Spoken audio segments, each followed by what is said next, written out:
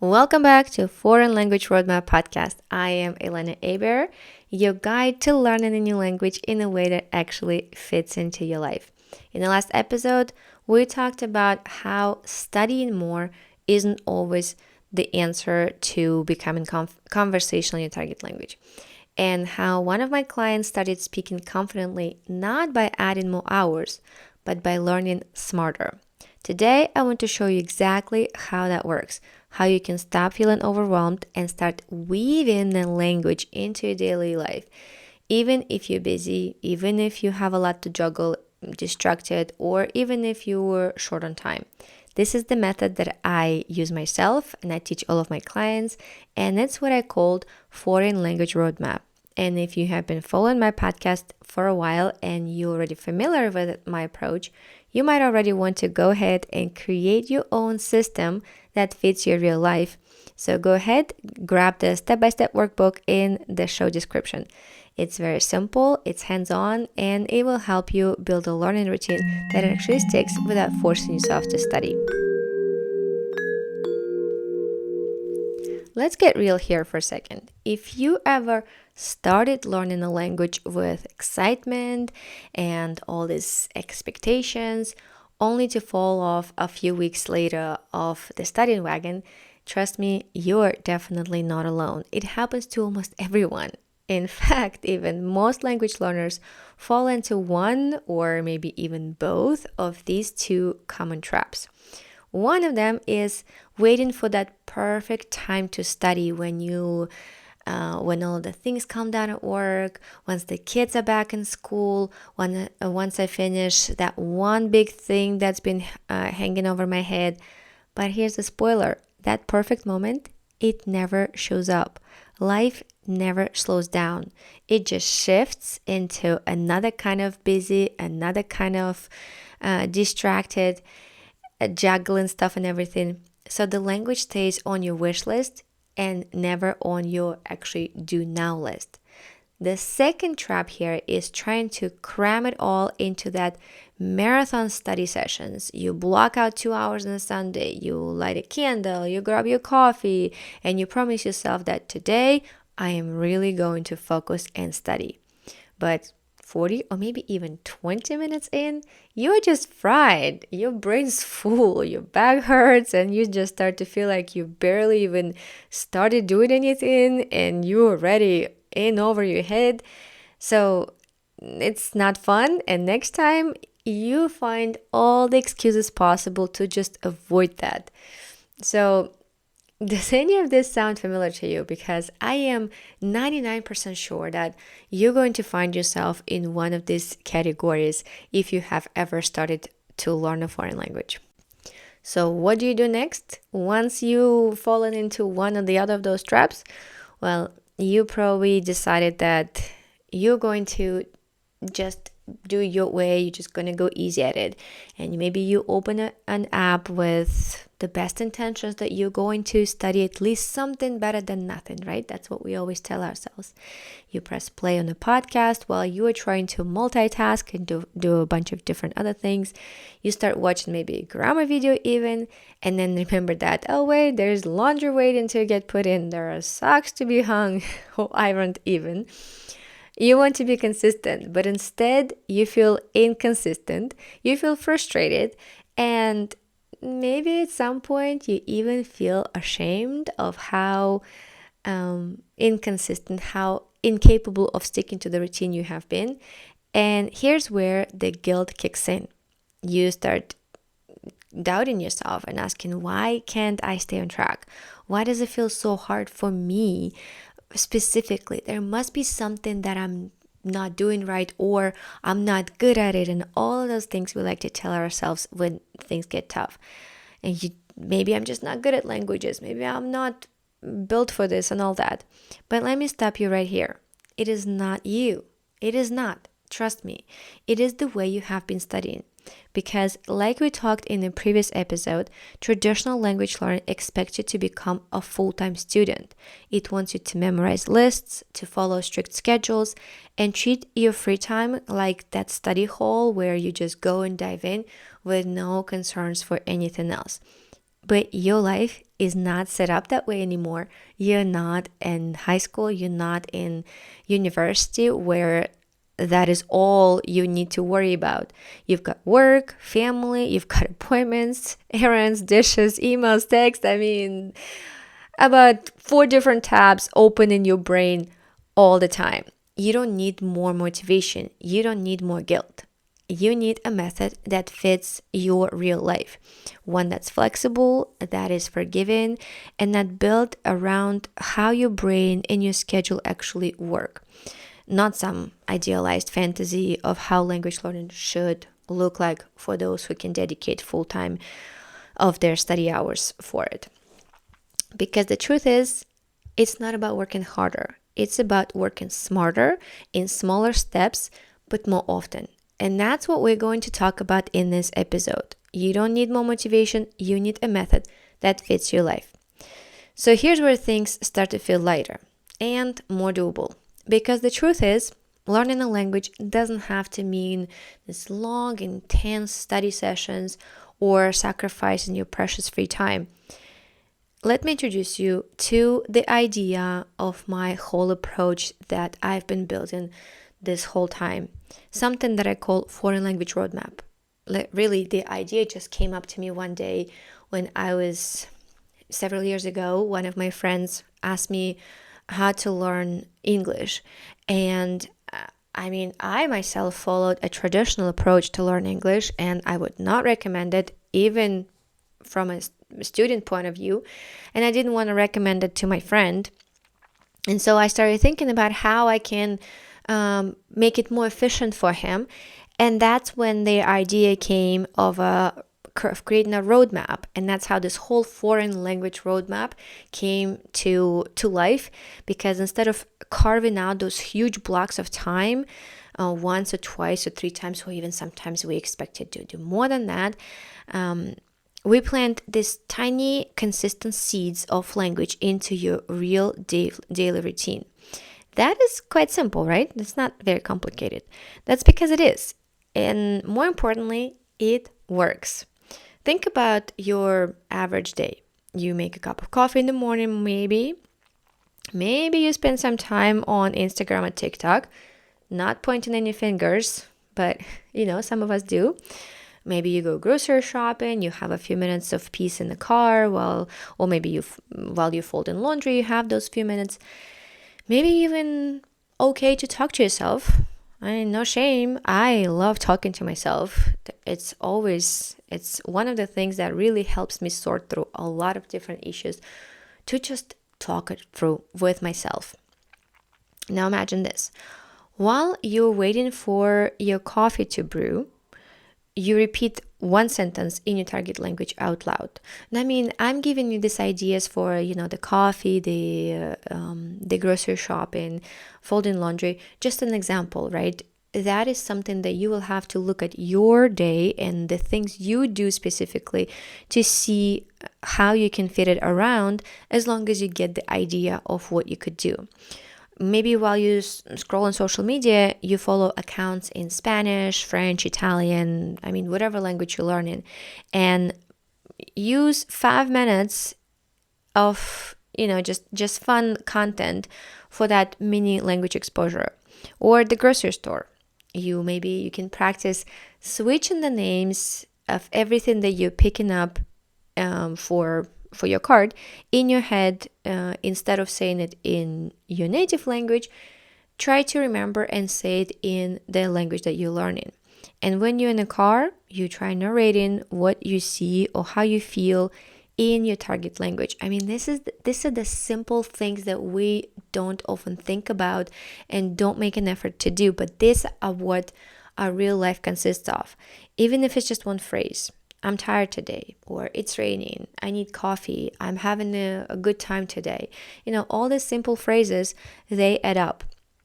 They might feel tiny, but together they stack up, because what we're doing is rewiring how your brain interacts with the language. It's no longer a chore, it's not a task. It becomes part of how you move through the world. And the best part is that you're not waiting for that right time anymore. You're not falling off track because you missed that 1 hour study block. Instead, language just flows through your day, like sort of like a gentle undercurrent that makes all that difference. That shift from I have to sit down, I have to study, I have to prepare everything, to being more like I get to experience the language all day in this joyful, tiny ways that make me happy. That is what makes this learning sustainable. And that is what makes it stick. That makes you feel like this language is yours. It's not just a subject that you study, you perform, you test out on. It's something that you live. So if you've been struggling to find time, to focus, to find the momentum, this is your permission to stop cramming and start integrating, because the moments that you already have, they are more than enough when you know how to use them. All right. All right, I can go on and on about this, but now that you know why traditional methods don't work as efficiently for most adults and how shifting from study sessions to real life language moments can change the game, let's break it down into the exact steps that you can start using today. Because yes, my method is simple, but it's also very powerful. And here's how it works. Step one is to start with micro steps. I'm talking like 5 minutes. That's all, 5 minutes. No perfect schedule, no pressure, no guilt. The goal here isn't to do more. It's to get started in a way that your brain doesn't resist. For example, you can listen to just 1 minute podcast snippet while brushing your teeth. You can jot down one sentence in your target language on a sticky note this morning. You can learn one word while making your coffee and say it out loud 3 times while you stir in the sugar or milk, whatever you're doing. That's it. So why this works? Because your brain doesn't freak out. There is no like, I need to block out 45 minutes that I don't have. How in the world I'm going to make this happen? Instead, you're just building trust with yourself. You've proven that, hey, I can actually do this. This is simple, this is easy, this is tiny. And before long, 5 minutes often turns into 10 and then 20. But even if it doesn't, 5 minutes a day for 30 days is way better than 2-hour cram session that wipes you out and never happens again. Step 2 is to attach language to habits that you already have. This part, I'm telling you, this is pure magic.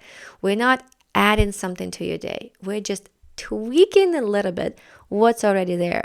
Think of it like sprinkling vocabulary on your routine.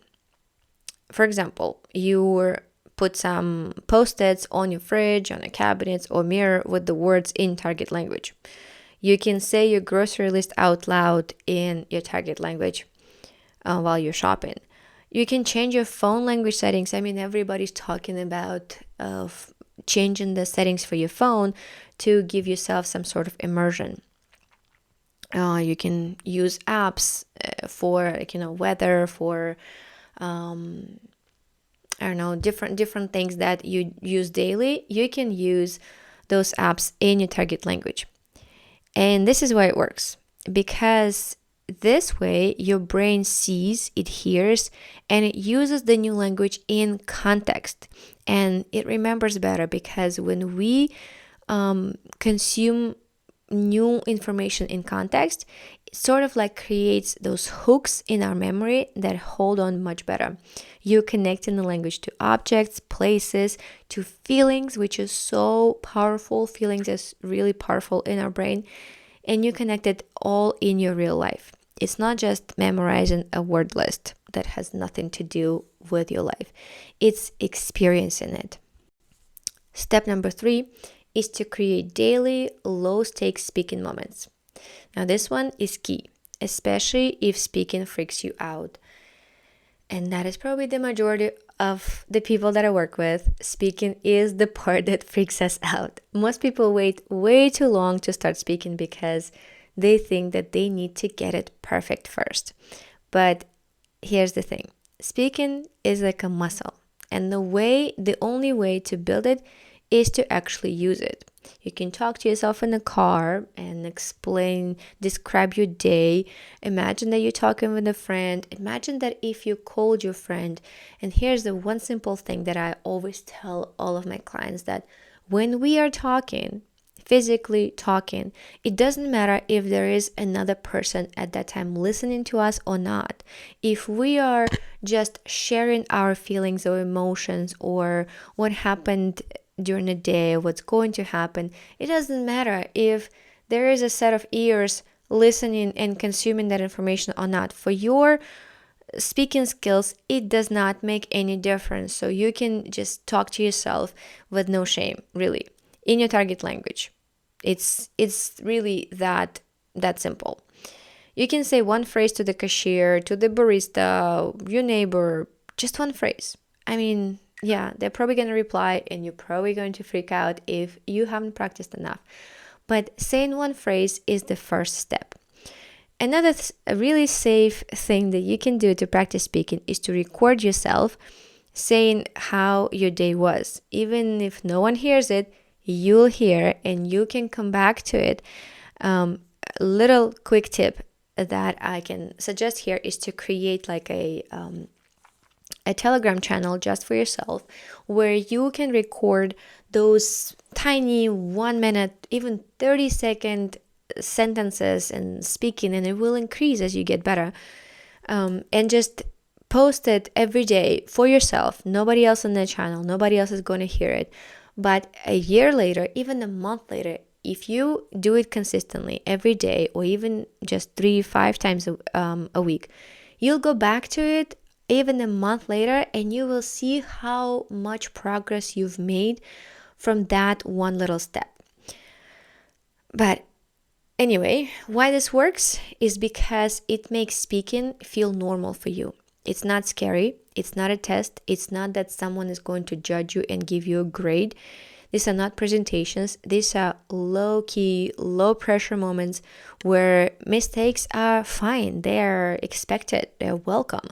And once you get used to hearing your own voice in the new language, you will start noticing how that fear will start to fade. And you'll stop freezing. You'll start moving along and even flowing at some point. So the thought to close it all up is that you don't need perfect grammar. You don't need more time. You just need a system that works with your real life. That's what this 3-step framework does. It meets you where you are and it takes you where you want to go. One tiny, super doable step at a time. It's not about doing all 3 steps perfectly. Just remember that. It's about doing something in that system, and you need to do it consistently, because when you plant those little seeds daily, before you know it, your language skills are growing. Remember that client that I was telling you from the previous episode? We started with just 5 minutes a day, 5 minutes, a simple grammar review while she had her morning coffee. And then we added a French podcast while she made lunch, and soon she was messaging her coworkers in French and greeting her neighbors without hesitation. Within weeks, it wasn't a thing to study anymore. It became something that she lived and she enjoyed. And her confidence, don't even get me started on that. It was ridiculously different. So if you have been waiting for that right time to finally focus on your target language, this is it. Start small, use what you already have, and watch how those tiny steps lead to real exciting progress. In fact, to make it super easy, I've created, that I have this step-by-step roadmap worksheet for you that will help you identify your routines and show you exactly where to sneak in powerful language moments throughout your day. You can grab it right here through the link in the description, or you can send me a message on my Instagram, Language Guide Elena. And I wanted to thank you for being here today. If this episode spoke to you, if you found it useful, then send it to a friend or share it in your stories and tag me. Don't forget to tag me so I can cheer you on. I can thank you for giving me your feedback, and we can support each other. Remember that you don't have to pause your life to learn a language. You just need to start living a life a little bit differently. Talk to you soon. Bye.